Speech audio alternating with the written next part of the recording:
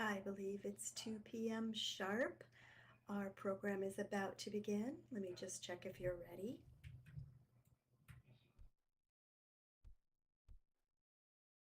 Thank you, thank you. Welcome everyone to the Leprechaun and the Librarian. Rose, take it away. Thank you. Hi, everyone. Welcome. Um, this talk, we're going to compare AI using the analogy of a leprechaun who, as in fairy tales, interprets your words to give you what you ask for, but not always in the way you intended. We're going to compare that to the librarian, who is trained to guide you to information you seek through critical thinking. I'm Rose, and this is Val, and we are both librarians. I have a master's in library and information science. I'm also a counselor in training researching AI, and Val served as a school librarian and has a doctorate in library and information sciences, now an information science researcher working in the metaverse.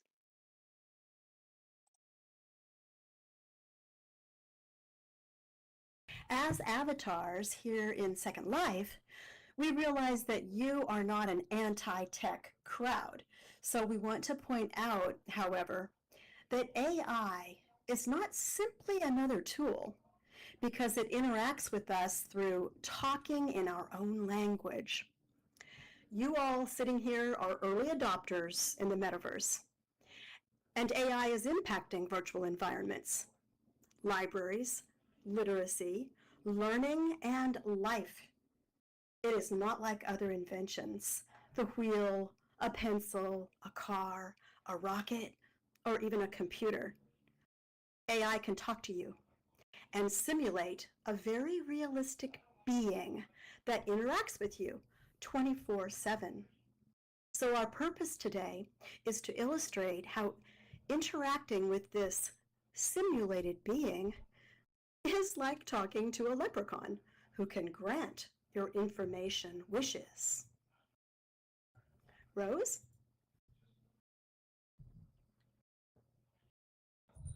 So I want to frame our talk a bit by saying that it isn't my intention to be critical of AI, even if at times it might sound that way during this talk.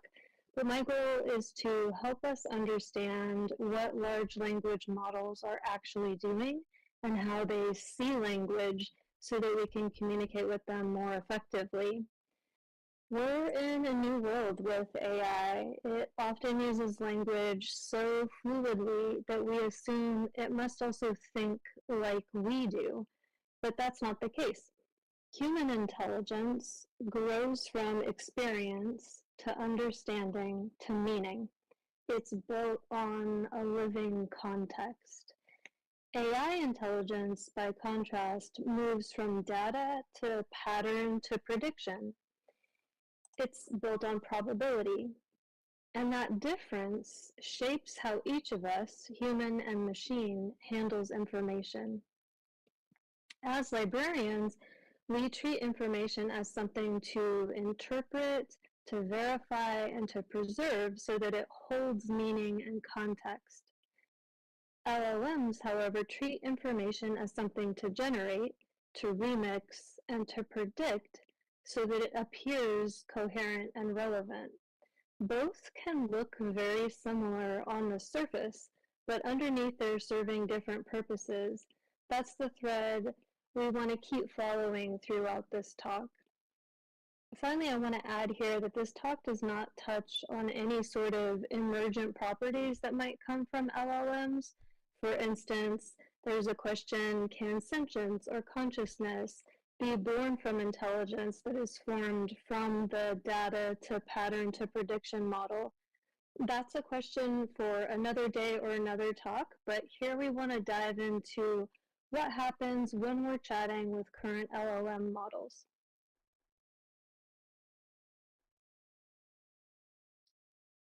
So let's start with a story from Reddit. Someone asked ChatGPT if pi has a final digit. ChatGPT initially says no. Then the person asks ChatGPT for the last 10 digits of pi. And ChatGPT, polite as ever, instantly produces 10 digits. Totally confident, completely wrong. Pi, as we know, and as ChatGPT even said in the previous exchange, doesn't have a last 10 digits. It's infinite. But the AI just predicts what looks like a good answer based on the user's question, what are the last 10 digits of pi? That's our leprechaun moment. So you asked for gold, it gives you something shiny that looks like gold. Technically, it granted the wish exactly as you worded it, but not as you meant it. So careful what you wish for, because with AI, every word counts. Shh, this is a library. um, to distinguish information queries with an AI entity or a librarian, let's just look for a minute at the rich history of libraries and librarians. Libraries hold a rich history and have for centuries, curating cultural heritage since ancient times. Through training in information theory and information-seeking behavior, librarians can help individuals evaluate information, access knowledge, and become critical thinkers. Librarians are trained in classification, in storage and retrieval, acquisition selection policies, information freedom, intellectual property, data management, archival, and preservation. There's much more than stamping due dates. A librarian is a person, a human, and the library is a place. So, a librarian can be anywhere in the physical or virtual world to help humans access and evaluate resources and information, serving patrons wherever they are. An embedded librarian is simply one who is not in a brick and mortar building, like the librarians here in Second Life. The words library and librarian are not synonymous. The library is a place, but the librarian as a person can be anywhere. Librarians are embedded in communities for specific purposes, and the communities here in a virtual world are located across distance. As we move from the information age into the intelligence age, what will the role of a librarian be?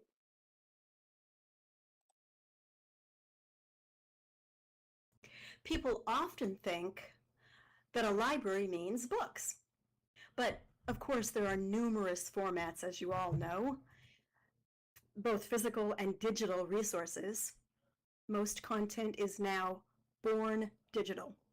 MP3 music files, videos, audiobooks, and even virtual environments. The metadata behind these resources helps us organize and find them. The textbook you see on this slide on the left is called Foundations of Library and Information Science, and that book has been revolutionized and revised several times during my career because I actually became a librarian when there was still a card catalog with physical cards that I typed for subject, author, and title. Even physical objects, such as scientific models or rock collections called realia, they have records to help us locate them in a library. Organizing digital content and even virtual simulations is part of librarianship. There's much more going on behind the scenes in a library than the books on the shelves, and the librarian is trained to guide you to the resources that you seek. Let's talk about the librarian, Rose. The leprechaun, I mean. Yes. So as I said when we looked at the pi example, every word you send to AI matters. Every word you send has connotations and denotations.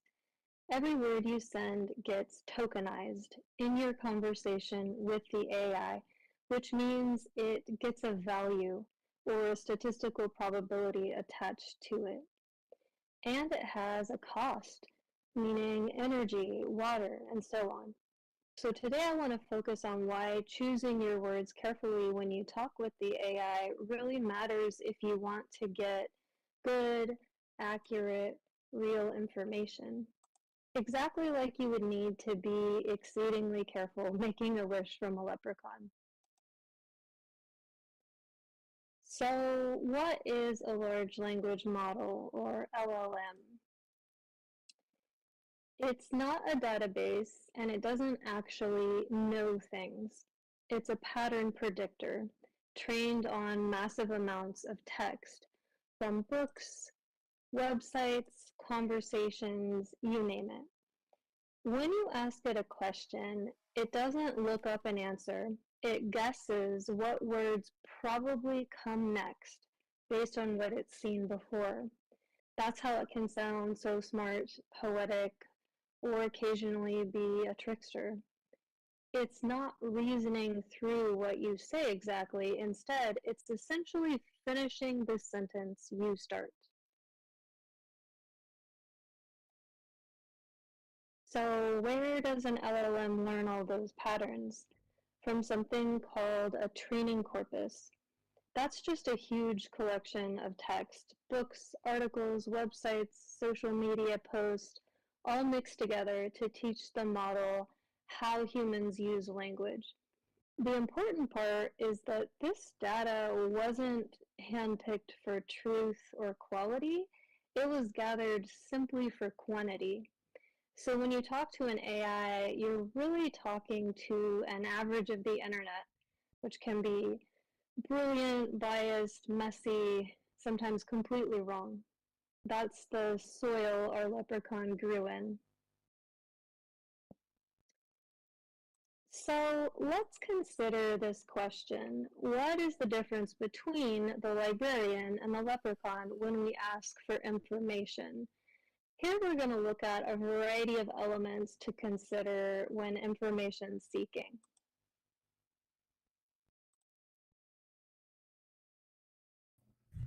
So let's make some comparisons now between the librarian and the leprechaun.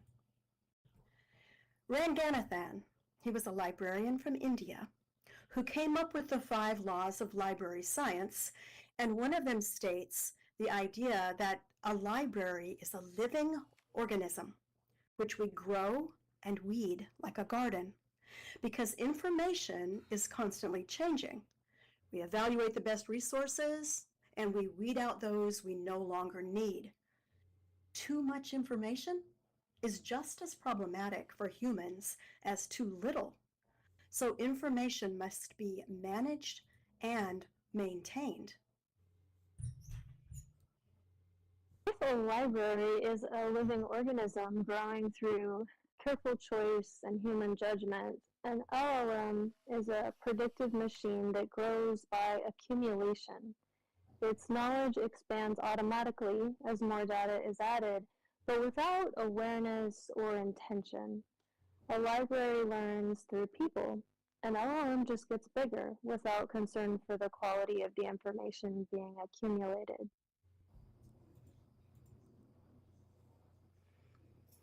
Another comparison. A library has traditionally been a community gathering space or a hub for resources. Communities have specific needs. For example, a children's library provides different resources than a law library, an academic library, or a medical library. Colleagues, friends, and neighbors can connect through library gathering spaces to construct learning together. Here in Second Life, we value meeting in digital, virtual communities. Today's culture often has the illusion that all the information we want or need is freely available at our fingertips. But that is not the case. We do not learn in isolation, but we learn in collision with the ideas of others. A librarian serves, as I said, a defined community, real people with shared needs and context. The internet, and by extension AI, serves everyone and no one in particular. It doesn't know your background, purpose, or what you already understand.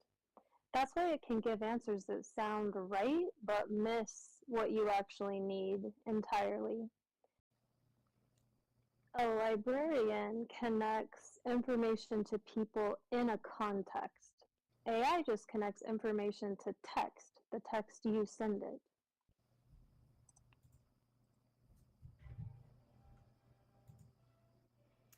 And let's compare critical thinking versus fool's gold. Librarians are trained to guide patrons to information through critical thinking, their own thinking processes. Through the meta-literacy domains of metacognition, cognition, emotional intelligence, and information-seeking behavior, individuals gain knowledge and understanding, and they construct learning through collaboration with others. The librarian provides sources without interpreting them or summarizing them for the patron, but leaving that up to the patron themselves.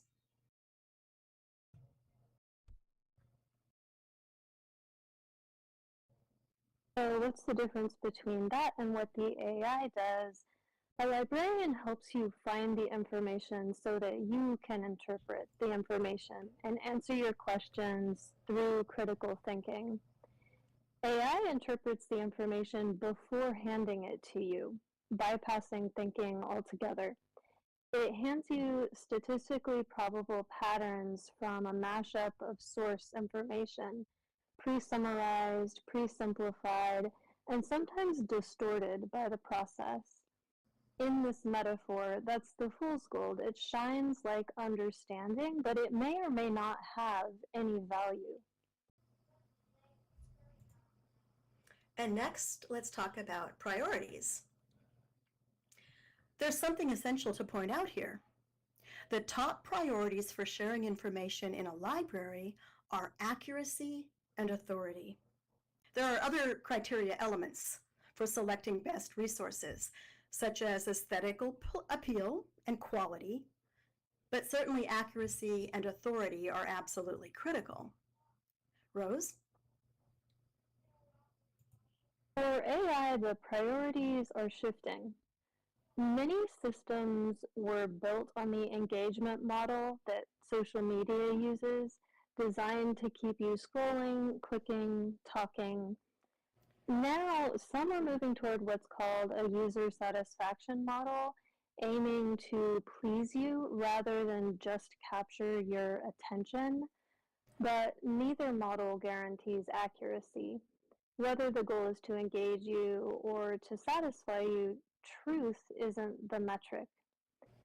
Libraries measure credibility, AI measures response from the user. Both provide information, but the information a librarian hands you has been vetted for authenticity, not so with AI. And next we'll talk about classification. So libraries are built upon organization of resources, and they're not simply storage units. Classification systems are consistent, planned, and purposeful to assure accuracy, authority, and genuine reliable sources that undergo critical ongoing assessment by trained professionals who understand the importance of both intellectual property and intellectual freedom. An LLM, though, doesn't use a classification system. As I've said, it uses statistics. So instead of organizing knowledge by subject or authority, it links words that tend to appear together. So while a librarian can tell you where information fits and why it belongs there, an AI only knows that certain phrases often travel in the same company. Libraries build meaning through structure. LLM AIs are building patterns through probability by repeating patterns that they've seen before.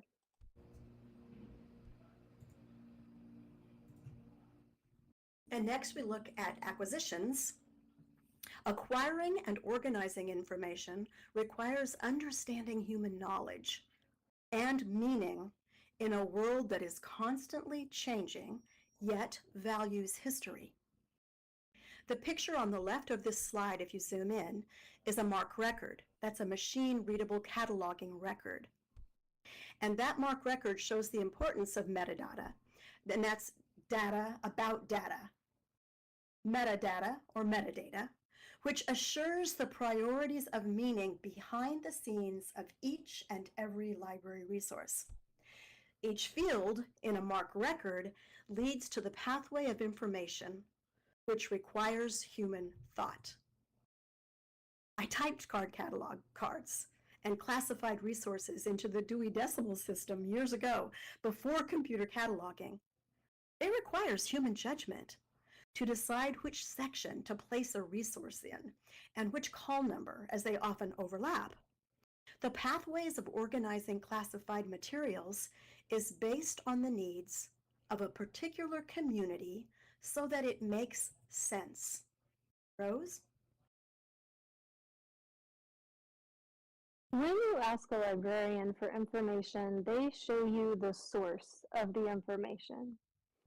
But when you ask an AI, it tells you the information without necessarily revealing or even being able to reveal, when asked, how it knows the information. Its training data is a black box mixed from countless texts you'll never see. So you get the answer, but not the path that led there. And unlike libraries, AI systems are privately owned. They may offer free tiers, but full access, faster models, better reasoning, new tools, all live behind paywalls. Libraries exist for public knowledge. AI exists within a business model. And let's talk about storage and retrieval. To provide access to information, both storage and retrieval in a library is planned, and access to materials of high quality are often provided free to the public. Of course, there are many types of libraries, just as there are a variety of needs: scientific, legal, age-appropriate, private, and specific. After the Gutenberg press was invented in the mid-15th century, books became available to the masses, but then, with the internet 500 years later, the Gutenberg parentheses of time closed. And now we live in an age of fluid literacy, where digital content is king. Books are still available, but they are no longer our primary format, and we are flooded with trivial clutter nonstop, which can drown out authentic resources in the flood of information. We have the illusion that we can research everything on our phone and never enter a library. Ponder what we could lose. Libraries store knowledge in shared physical spaces built for access, not profit. AI, though, stores knowledge in private data centers that most of us will never see, or at least not right away. Each response from a model costs real energy, sometimes as much as running a small household for a few minutes. Think about that for a moment. The cost of a single conversation with AI costs beyond what is just obvious. Obvious things are like your time, your money, if you have a subscription. Hidden costs are things like the electricity and water your conversation took, the intellectual property that was used to train the LLM you used. These intellectual property issues are currently being moved through legal systems, as there isn't any law yet about intellectual property in AI. Hidden costs are also things like how the massive data centers being built impact their surrounding communities. For example, a recent study from Ohio, which currently houses 179 data centers, showed that these data centers place emergency calls for fire support about twice a month. This ties up emergency services and costs millions of dollars of damage. Ohio also has a property tax that pays for EMS response services. So ultimately, it's the taxpayers paying for the fallout from these data centers. And that's by no means an exhaustive list of the hidden costs. Really, it's just important to realize that AI is not free and costs more than money. So next, let's move to preservation, information hygiene versus dead internet theory. As a school librarian, I learned the need to repair and preserve physical resources, as well as the need to weed out the outdated ones, such as a book called At Daddy's Office, where all the women stayed home and only the men went to work, or a really old book, or House of the Future, which had this giant disc player that never really took off.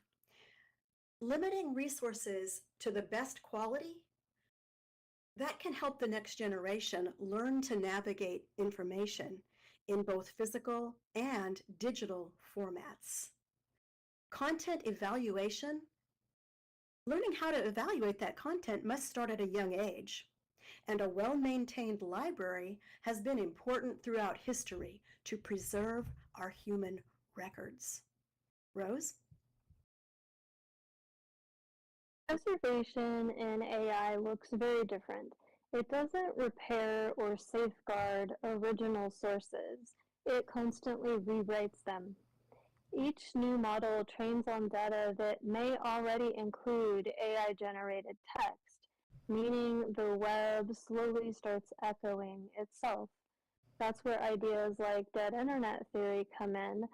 The worry that more and more of what we read online isn't written by people at all. Without human curation and context, information doesn't necessarily age well, it decays. Libraries preserve the record of what was. AI risks blurring it into what's merely being repeated.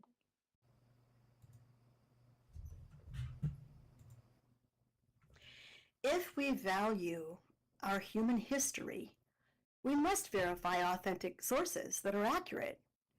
And here's a great example, zoom in. For example, this picture on the left is a picture of the Dead Sea Scrolls when they were unearthed, taken with Lancaster Hardin on August 8, 1953. Everything we can understand about this image is important. Who? When? What? Why? How? Where? And now with AI, is it real? Look at this link. Now I'm going to pause for a minute. In the local chat, there is a link. You can click on it. It's fairly short. You should be able to look at it in just a few seconds. So I'll allow you to look at the link. Rose? So what we just dropped in the chat is a video that I made of an AI-generated Lancaster Hardin walking through the cave where the Dead Sea Scrolls were found. I made this with Midjourney. If you saw this video, would you think it was an authentic video?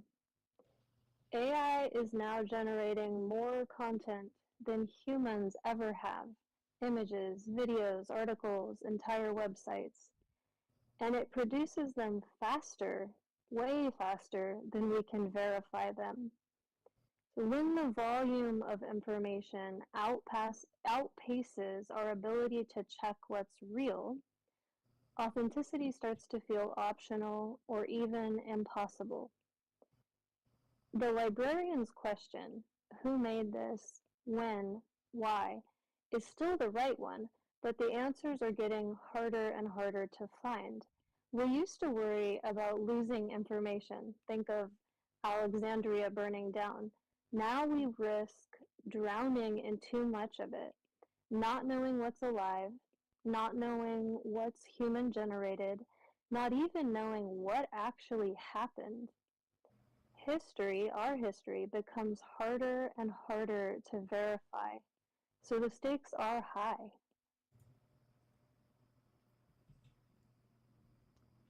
Tristan and Asa from the Center for Humane Technology call what we have entered with AI the post-reality era. And this is exactly why. If AI easily generates undetectable images and videos of every historical event, what really happened? So wait, what is information anyway? For years, we have heard that we are in the information age, and we are drowning in it. But what exactly is information? Information is not equal in meaning or priority. Information is not free. Information is not always accurate. Information is contextual, and it's changing. Information can lead to meaning when purposeful. So, whatever format we choose, whether it's a book, a website, a digital file, humans create the meaning through thought in our minds. Now, I really like this quote. Lev Vygotsky was a child behavioral psychologist who taught us a lot. He was Russian. And he said in his book, Thought and Language, a word devoid of thought is a dead thing, and a thought unembodied in words remains a shadow. In other words, a book or a digital file, it's dead until we bring it into our minds to form thought. AI can only simulate thought through prediction, right? As compared to data, Rose? Data is raw input, so numbers, words, pixels, fragments. It only becomes information when humans interpret it and connect it to meaning. For AI, though, everything begins and ends as data. It doesn't see ideas, it sees tokens, tiny chunks of text it can count, predict, and rearrange. I think the easiest way to think about what a token is that roughly each syllable you send to the AI is one token. So for example, the word library might be split into three pieces, library. The model doesn't know what a library is.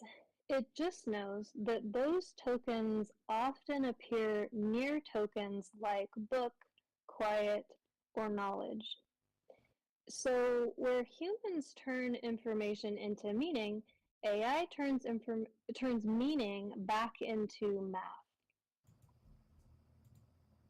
So let's go back and review what these 5 laws of library science actually are. I mentioned them earlier. An interesting philosophy of library science was the theory of S.R. Ranganathan, who proposed this in 1931. He called it the 5 laws of library science. Now, the word book here can certainly be changed to any resource format that an individual might seek. These laws are for humans who seek knowledge. 1, books are for use. 2, every reader his or her book. 3, every book its reader. 4, save the time of the reader. 5, the library is a growing organism.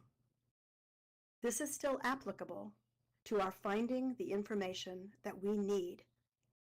Yet AI is not human, and we are talking to machines. Now, AI could be embodied into a simulated being like a robot, which is an illusion of a real entity. Rose?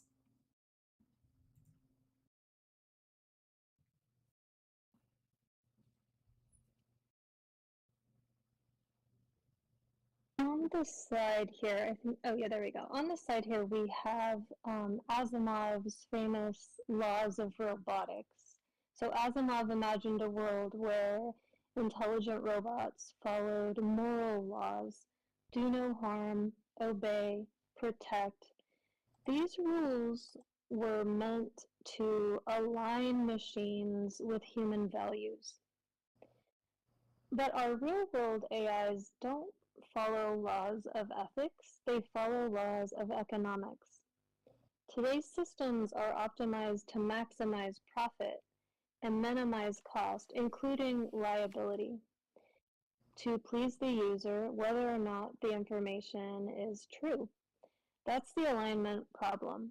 We built machines that are brilliant at giving us something that looks like what we want, but it's not necessarily real or what we need. So now let's get into how we talk to LLM AIs, because while a lot of what I shared here sounds gloomy in regards to AI, I think it's not all gloomy. We just need to understand what the AI we're talking to actually does and is. When you talk to a librarian, you can clarify your question in real time and you share the context of both being human. The librarian can observe you, pick up context clues, so the librarian has a better frame of reference for what you want and what you ask.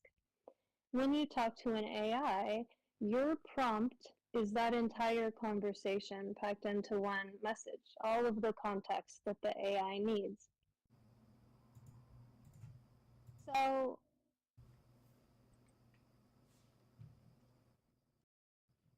a good prompt, and I say a good prompt, this is just a way to think about prompting. I do think everyone has to come up with their own way of thinking about prompting, but being intentional about it is very important. So a good prompt might have three parts. First, context.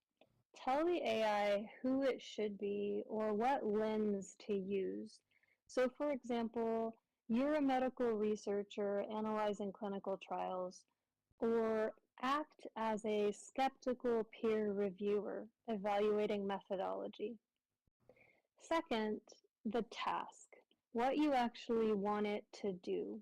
So examples like summarize this research article focusing on methodology, or generate 5 innovative marketing campaign ideas. And third, constraints, how you want the answer shaped. So length, tone, format, or limits.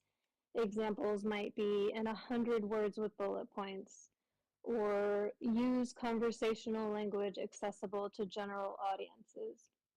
If you skip one of these three areas, the AI fills in the blanks for you. It guesses. And that's when the Leprechaun gets creative.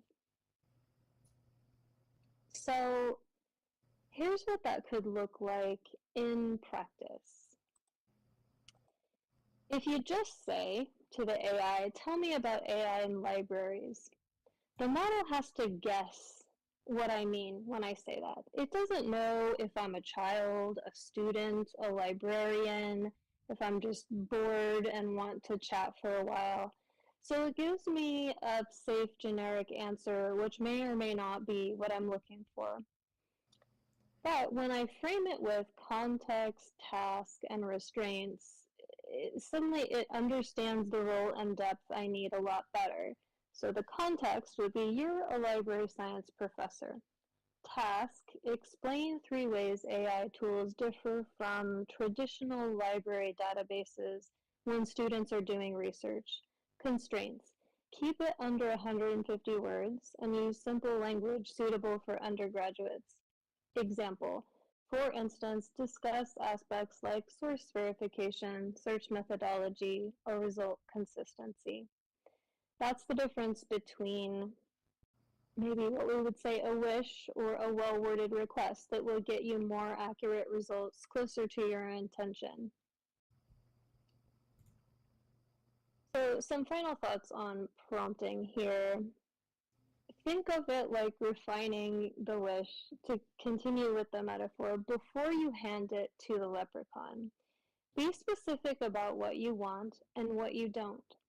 Ask it to show its reasoning or give you more than one perspective. And never skip the fact check. Don't assume that being artificially intelligent means it's going to give you the right answer or a true answer. Good prompting is an iterative process. So you ask, you adjust, you ask again, each time narrowing closer to what you actually meant. And don't forget to be clear about what you don't want. I also just want to repeat that these prompting thoughts are by no means written in stone. I think there are many different approaches to prompting, and these continue to evolve as the models evolve at a very rapid pace. So it needs to be individualized to you. My final thought here would be experiment. Try different approaches. A good way to do this is to ask the same thing in different chats, trying different prompting techniques. Then you can compare the results and start to refine your own prompting style. If you click the box in front of us, I have a handout called Prompting Basics, How to Talk to AI Effectively, that just covers kind of some of the prompting ideas we discuss here.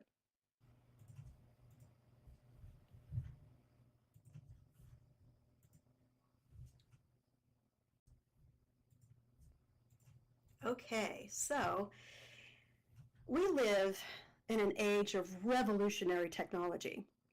And often we get this feeling that we're in awe of it. Science fiction writer Arthur Clarke said, "Any sufficiently advanced technology is indistinguishable from magic." Yet, tech is not without trouble. We sacrifice part of our humanity every time we embrace new technological tools. Sherry Turkle has been writing about this trouble with technology for decades. And here's a quote where she says, "We expect more from technology and less from each other. We create technology to provide the illusion of companionship without the demands of friendship." I just finished a book by Neil Postman called Technopoly. He wrote it way back in 1992. He predicted an unquestioning, all-encompassing embrace of technology, almost a worship of technology, technopoly. And it's led to it would be leading, he said, or he thought, to a cultural shift where technology dictates our values, beliefs, and social structures, ultimately causing the erosion of traditional values and, keyword, critical thinking. Here's a quote from Neil Postman. He said, and this is way back in the 90s, "Although the quest for a machine that duplicates mind has ancient roots, and although digital logic circuitry has given that quest a scientific structure, artificial intelligence does not and cannot lead to a meaning-making, understanding, and feeling creature, which is what a human is." Postman died in 2003, before smartphones and well before generative AI.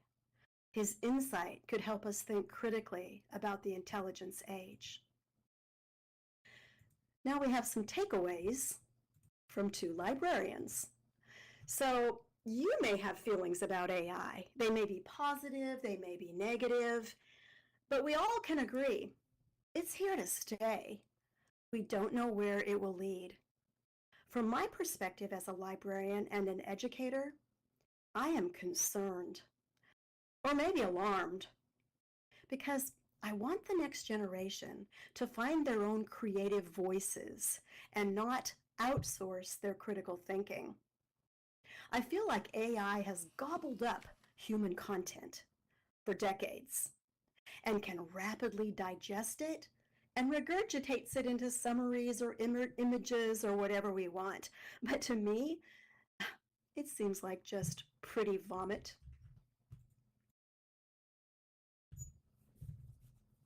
So I have a whole mix of feelings inside about our current state of AI.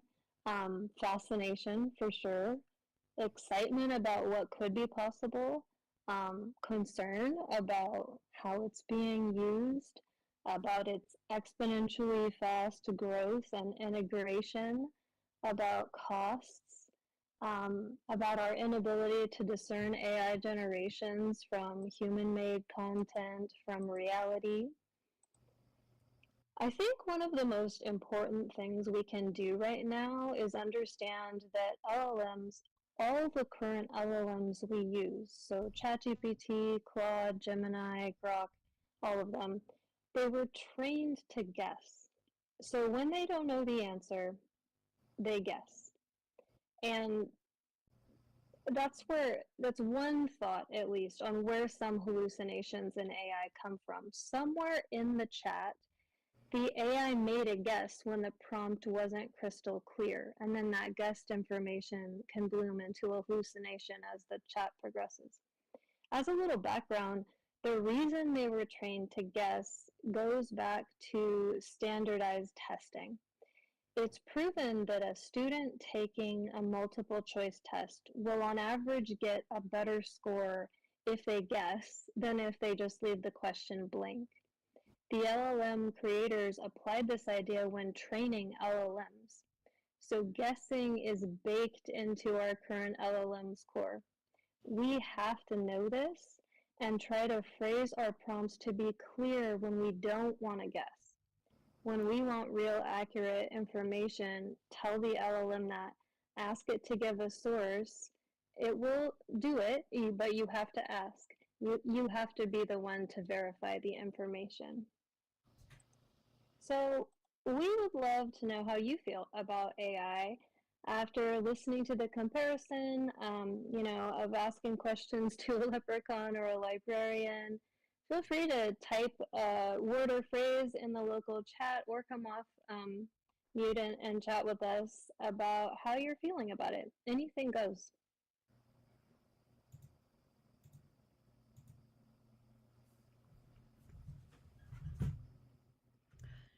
Okay, I'm reading that perhaps an effective approach to educating new generations and their shared life with the new synthetic species will be to teach them to ask the right questions as a logical variable, rather than memorizing the answers as a common constant. Excellent point. And Gentle says, thank you for describing the elements of a good prompt. I agree, because it's important. It's here to stay. We've got to learn how to deal with it.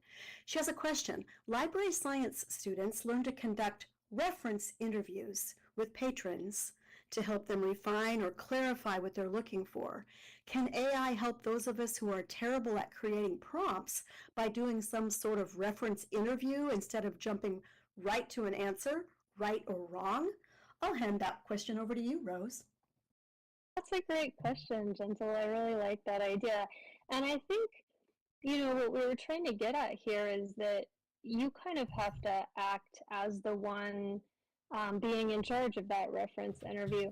I think there could be AIs that are set up that way. Some of the more specialized ones that, so what just immediately comes to mind, and I'm not recommending this one, I'm just saying it comes to mind. There's one called Noah that is designed to be like a mental health chat, but it uses the big language models like ChatGPT and Claude, and it like filters it through their own kind of, essentially that. It asks you questions about who the user is. Yeah, I think it can be done. I also think if we're just chatting with the big ones, we kind of have to be the one responsible for providing it that information, which is interesting when you think about kids chatting with it, right? Would they know to do that? And I'm Roy says, oh, sorry. Sorry, Rose. I'm just putting up the references while we're talking. Go ahead and read that next chat. Perfect.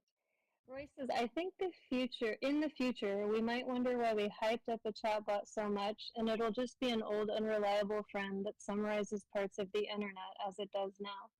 Yeah, interesting. I I think it will be interesting to see how we look back at kind of the hysteria of this early AI age, where literally it's trying to be integrated into every aspect of the internet. I don't know if you all heard, but recently Grammarly has come under a bunch of scrutiny lately because they rolled out this AI feature.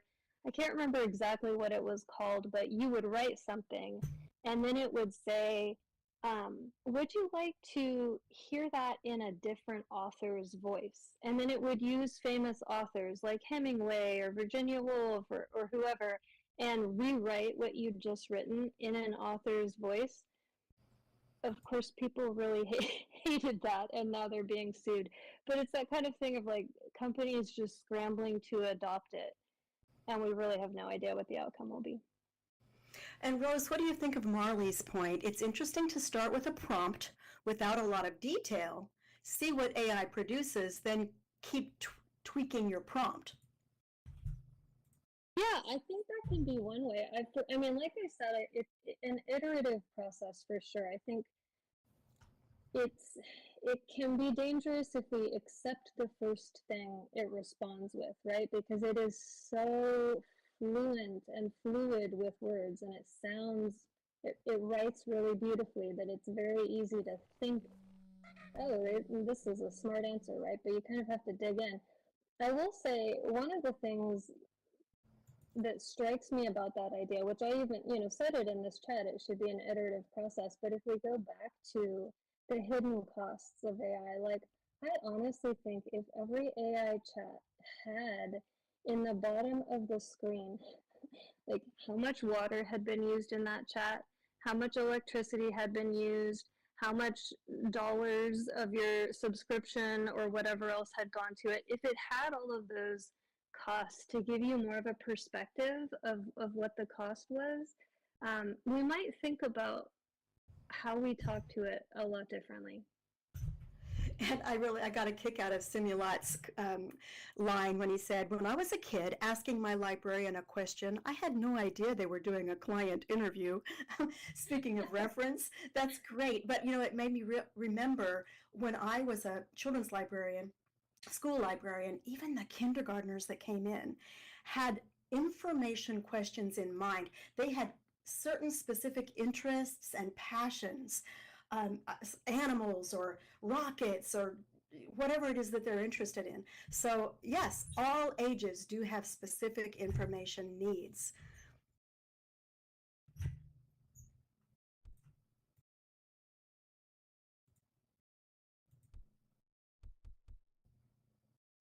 Still looking over the chat, see if you see any other questions, Rose. Yeah, I believe most all of the pictures, I see Rosie talking about the picture of the mechanical leprechaun and the librarian. The AI images in this were done with Midjourney primarily, and then I believe a couple of them were done with Gemini as well.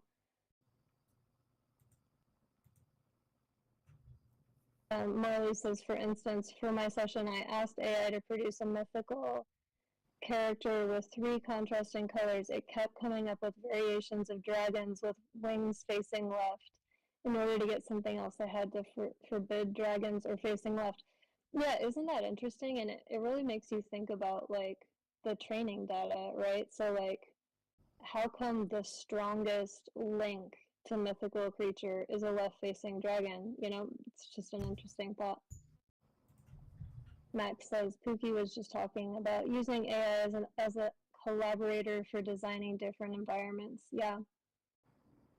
And I think when we see people using AI for building virtual worlds, for the creative process of, coming up with a graphic design, if you're not a graphic designer, some of these specific things that you can do with AI as a time saver, that's different than giving AI to young children to be able to create for them, to be able to write for them.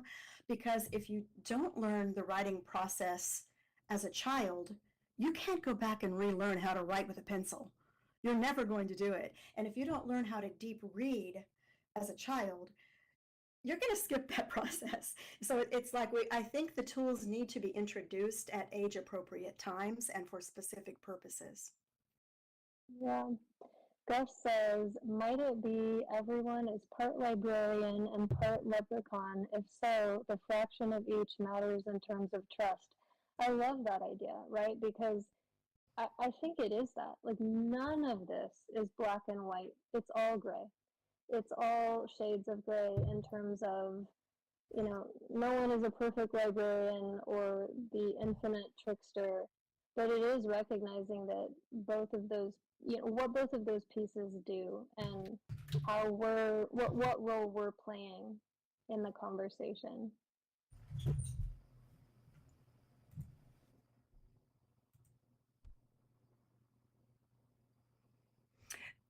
Wow, and see what Roy just said about they tricked us.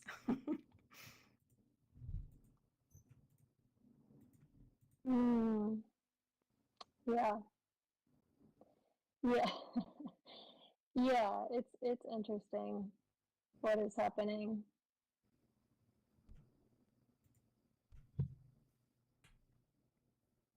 Yeah, the close of the Gutenberg parentheses for sure, when everything became fluid again, and we've kind of slowly been easing into this place where facts change and truth is not truth. Pause is saying for storytelling, it can be handy for creating extra background lore, but in reverse. So you start by getting it to describe, say, a world, and then gradually narrowing the topic, asking it to create a continent, then a country, then a city, keep going down until you eventually reach the individual level, and you've essentially enabled a character's full background. At that point, you can ask it to tell a whole story about that character, and it can use all the background info it made to flesh it out. Yeah, that's a really fun, like, brainstorming thing to do, for sure. It's really interesting. For some reason, reading that pause made me think about, ideas of the collective unconscious, right? Like, in a lot of ways, AI is a type of collective unconscious of like all these human works that were thrown together. And from that, like what kind of brainstorming can come out of it. Yeah, I just think being intentional about it.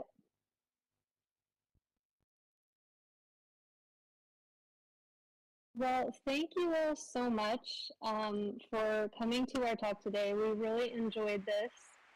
And you're welcome to reach out to either of us enrolled anytime. But thank you again for engaging and for coming. Thank you Enjoy all. the rest of the conference. Yes, indeed. It's been a pleasure. Bye, everyone.